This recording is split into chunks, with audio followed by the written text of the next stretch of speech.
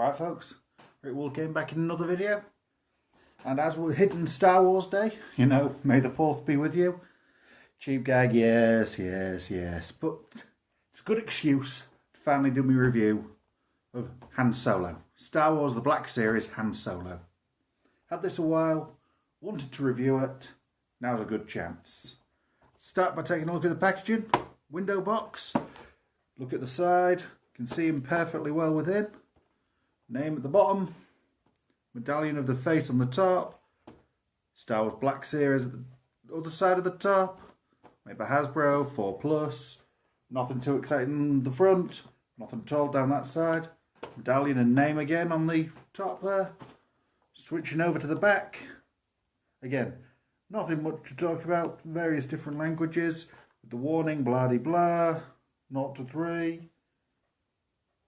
This premier collection of action figures is designed with exquisite detail and articulation. That's essentially all we get there. I believe there's actually an image of the character underneath this sticker on here, but as it's a European shop release, it's had to come with this sticker. Barcode at the bottom, nothing exciting there either. So yeah, cool figure in packaging. Did we come to here to see it in packaging? Nah. I think it's time to get it out and play with it.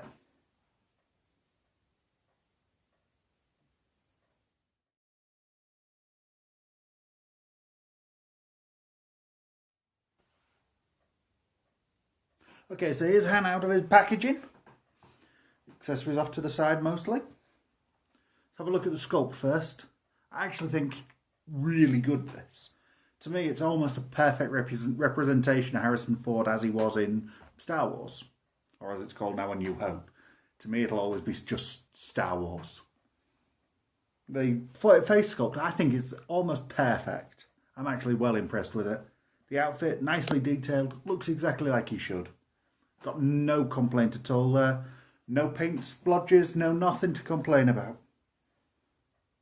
So, moving straight on from that to articulation. Right, head turns, goes up and down. And there's also a neck pivot, or a neck joint rather. So it can look all the way down, which is really nice. The arms can go out, forwards, backwards, full 360. Got an elbow bend, an elbow turn, wrist turn, and wrists are on a joint as well. So loads of articulation there. We've got a rocker there on the chest, sort of in the diaphragm, or the gut, or wherever you want to call that sort of area. Next up, we've got the legs go forwards, backwards. Not too far backwards, but far enough. The legs will go out to the side. Again, not a great amount, but enough. Upper leg swivel. Single jointed knee. Double jointed knee. And an ankle rocker. Insane amount of ankle rocker. As well as a pivot. Regular ankle joint. So yeah, plenty of articulation going on with this figure. You can get almost any iconic pose you want. We'll say the shoulder articulation is tight, and you can only get certain locking points, but other than that, nothing to complain about. Jacket is removable. Not going to remove it because more trouble than it's worth, and it doesn't look great without it for me. Now, the most interesting thing about this look, of course, is he's wearing the Stormtrooper belt that he nicks in the detention cell scene. This is how it came standard in my box. So, presumably the European release is all like that. I've seen photos of the US release where they're actually all wearing that belt, but no, there's nothing wrong with this one. And one of the great things about the articulation, you can actually get his hand behind his back far enough to grip that gun while it's still in holster. So you can actually pose him while arming himself. Gun, of course, Stormtrooper gun actually fits in that holster perfectly. Got no problems with that. The right hand's got the trigger finger. Left hand you can sort of use it to cup the weapon.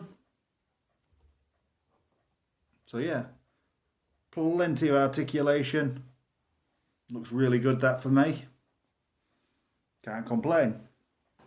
Well, I can, but it's not worth it.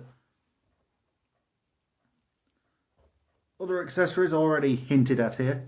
He's got 2 interchangeable hands.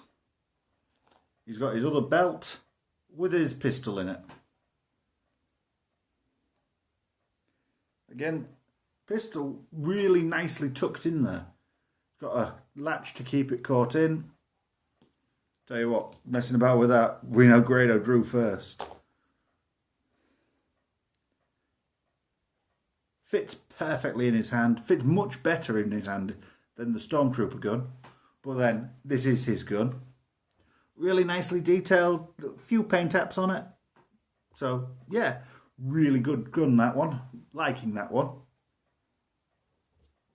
So we'll swap over the belts. Can be a bit fiddly, so I'm going to do it off screen. And be right back. Okay, so we've swapped over the belts. And now he's wearing his brown one. Han Solo's own belt. Really, I think this one should have come as standard in the packaging, but... yeah. What can you do? Easy enough to swap over. Only the mint and packaging collectors have got the issue there. So, yeah. It's your own fault for being one of them. Also swapped the hands over, by the way. So he's now wearing his gloved hands. Will say one slight complaint I do have about these gloved hands is that the paint on the glove and the skin tone, they're just a little too similar for my taste. It's hard at a glance to tell where the glove ends and the flesh begins. So yeah, I'd have liked that to have been just a touch more pronounced. Showing off that he can actually still grip his gun while it's in the holster. Again, great articulation for that. Let's have him draw the weapon though. There we are. And again, even the glove's hand got trigger finger built in. Because I say, I do love the work they've done on this belt. All the little details they've put onto it looks really nice and authentic. Big question is though, does it affect the articulation?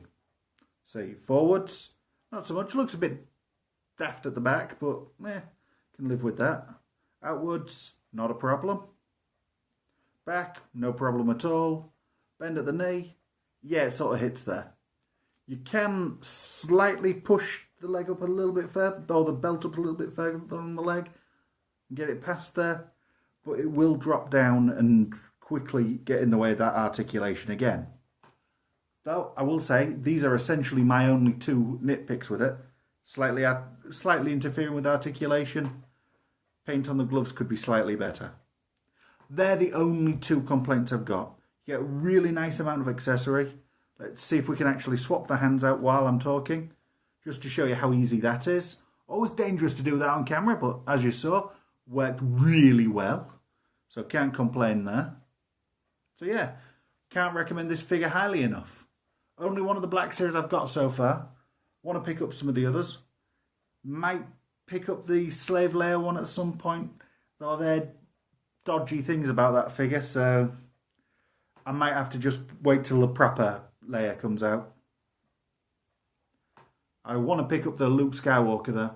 I want to pick up an Obi-Wan Kenobi as well. Because, hey, Ewan McGregor actually played that part really well. I know it's not good to talk about the sequels in a positive way, but... or the prequels, rather, in a positive way. But he was actually really good in the 2nd and 3rd film. Yeah. But we're not talking about that at the moment. That's another video for another time, and a lot more controversial, I'm sure. So, at the minute, all I'll say is, pick up Han. He's really good. Very good figure. So, May the force be with you, and Siddhi.